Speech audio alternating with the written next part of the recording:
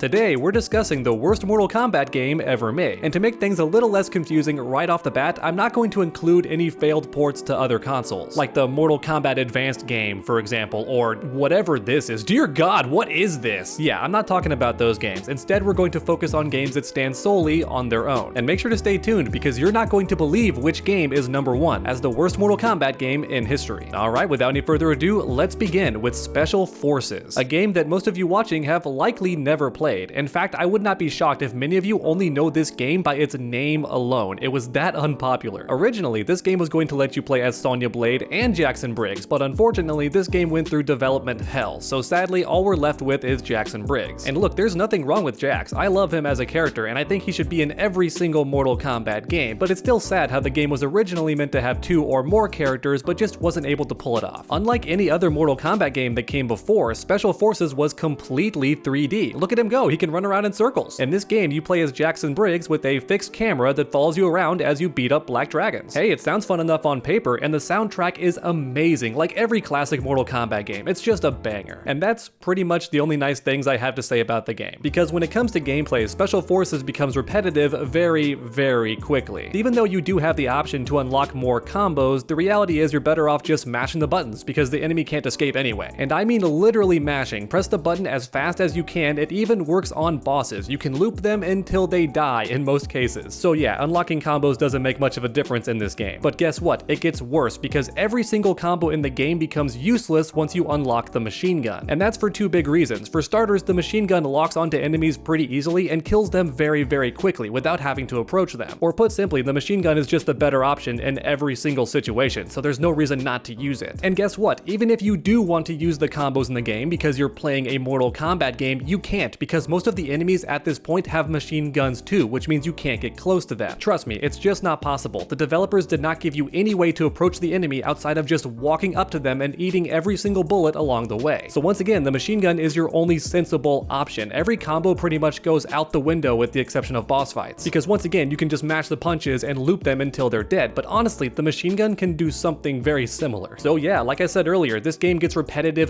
very, very quickly. The entire game, you're pretty much just shooting people with the same gun over and over again. The game does have several guns that you can use, but why would you not just use the machine gun most of the time? The game's also not very long, which isn't a big deal if you pirate the game or if you have an emulator, but if you bought it back in the day for full price, I imagine you felt pretty ripped off. But hey, look, it's Trimmer! Yo, it's Trimmer, that Mortal Kombat X character that everybody loves! I didn't know he was in this game. Yeah, it turns out this game is actually the first time Trimmer ever made an appearance, which is honestly really cool looking back on it, because in a way, if not for this game, as terrible as it is, we never would have gotten Trimmer in a sequel. In fact, there's one more boss character who I sincerely hope shows up in a future game, because I like her design. However, unfortunately, it's very unlikely to happen because Midway and NetherRealm both want you to forget this game exists. Every developer who ever worked on this game or even knows about it is crossing their fingers and hoping it gets buried in history. Now, in case you're wondering why Special Forces has so many weird issues and why it turned out to be such a bad game overall, well, the answer is actually quite simple. The lead developers working on the game just left early and didn't care to finish it. And I don't mean they just left the game. No, they left the studio entirely. They quit Midway and formed their own studio and made their own games that flopped really bad. But do you want to know the worst part? Special Forces was originally going to let you play as Sonya Blade as well. It was not just Jackson Briggs. You had the option to play as both members of the Special Forces. Makes sense, right? In fact, there's even early footage of this being possible, and also certain bosses were cut from the game completely, like Cabal. So yeah, the game went through developer hell, which is an awful shame, but I'm still happy we got a game, because normally in these circumstances, the game would have been canceled completely and nobody would be able to play it. And I feel like in hindsight, I'm still glad there's a game to play at all. However, once again, I'm only saying that because I can play it for free on an emulator, or I can pirate it, something like that. I would never have paid full price for this game. It's just terrible. In summary, most Mortal Kombat fans do consider this the worst Mortal Kombat game to ever exist. However, believe it or not, there's actually a large group of players who admit to loving this game back when they were a kid, which honestly makes sense because again, the game's not that difficult, and because it's repetitive, kids are going to pick it up really quickly, and it's not very long, so they likely finished it. So I guess the moral of the story is, no matter how bad a game is, if it's easy enough, there's always going to be some kids who enjoy it. Unlike this next game, which is universally hated by most people who played it, due to how brutally punishing and difficult the gameplay was. The next game we're discussing is Mortal Kombat Mythologies Sub-Zero. And unlike Special Forces, I can guarantee that almost every one of you watching has heard of this game and likely at least watched gameplay. Mortal Kombat fans are never going to stop talking about this game because its difficulty is insane, just like Dark Souls. Even on the very first level, you are doomed to die over and over again, and only through trial and error can you survive and finish the level. Yeah, I'm not joking, it's very similar to Dark Souls, only with much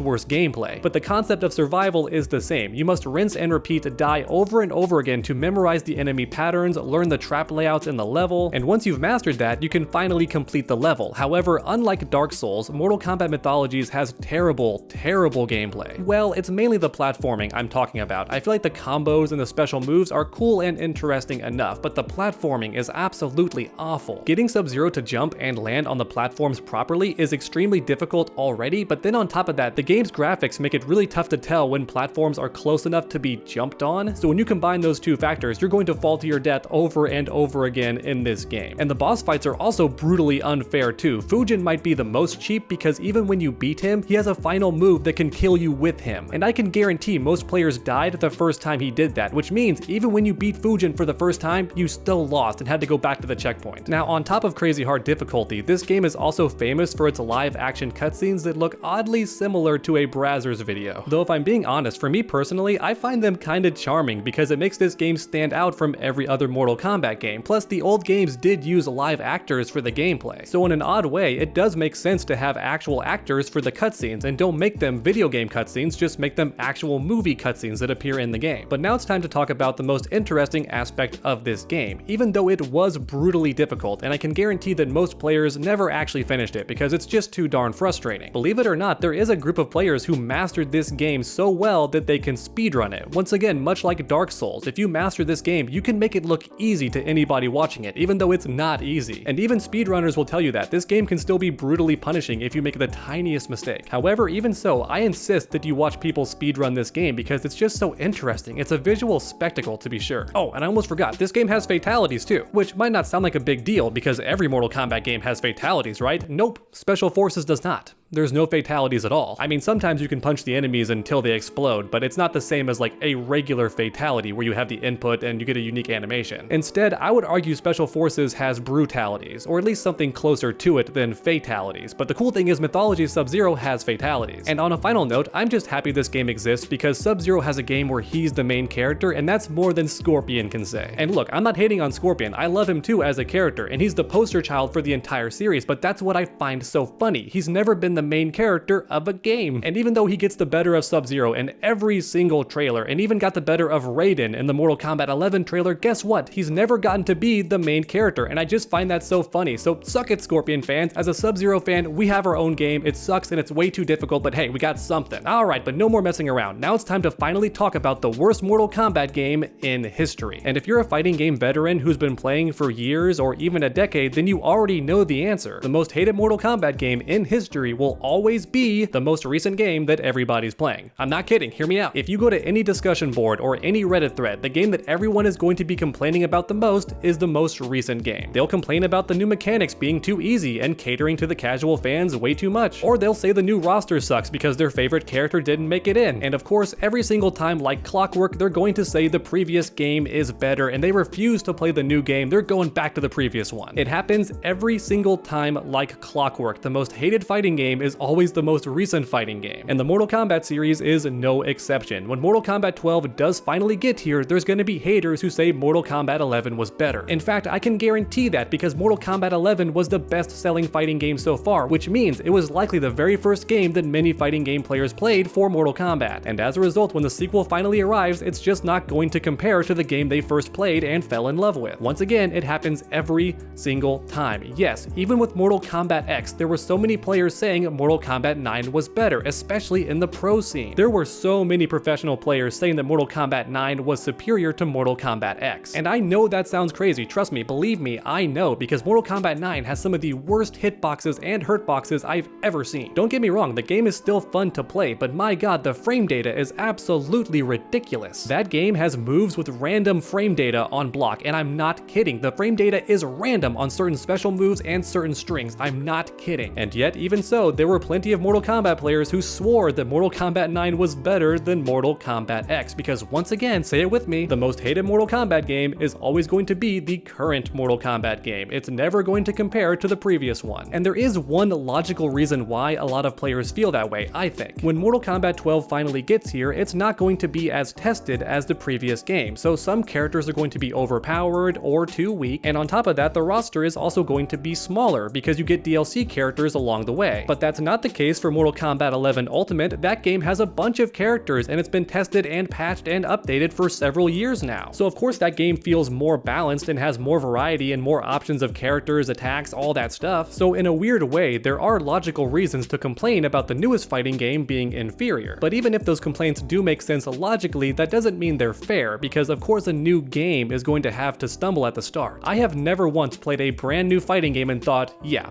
this game is perfect, it doesn't have any flaws. It's always the opposite. Balancing a fighting game is extremely difficult, even if you have beta testers who are pro players, and Justice did that and the game was still super unbalanced. Maybe it's a curse that every fighting game has to deal with. It's never going to be balanced at the start, and the roster is always going to be a bit tiny by comparison to the previous game. But once again, my main point is this: the newest fighting game is always going to be the one that everyone complains about the most, even if they do love it. Take me for example, I really do enjoy Mortal Kombat 11. I think the crushing blows are extremely cheap and the fatal blow mechanic is really cheap and stupid too, but even so, I love playing Shao Kahn in that game, and the movement feels fluid, the gameplay feels fluid, and that has me excited for the next game because it means it's going to be even better still. So there you have it everyone, the worst Mortal Kombat games in history. But which game do you hate the most? Let me know in the comment section down below. And then while you're down there, make sure to smash that like button, keep that combo going by subscribing and ringing that bell, that way you never miss a future video. Make sure to come back next time, and as always, stay underdogs.